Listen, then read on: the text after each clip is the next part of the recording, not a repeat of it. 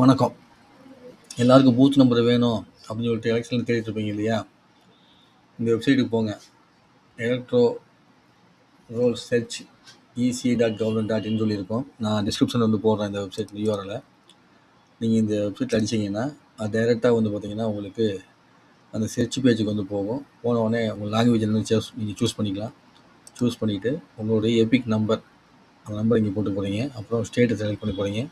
அப்புறம் இந்த கேப்சா கொடுங்க என்ற சர்ச்னு கொடுத்தீங்கன்னா கீழே வந்து உங்களுடைய ரிசல்ட் வந்து வரும். அதில் வந்து பார்த்தீங்கன்னா இதுதான் உங்கள் பூத்து, அதுக்கப்புறம் இதுதான் வந்து உங்களுடைய நம்பரு.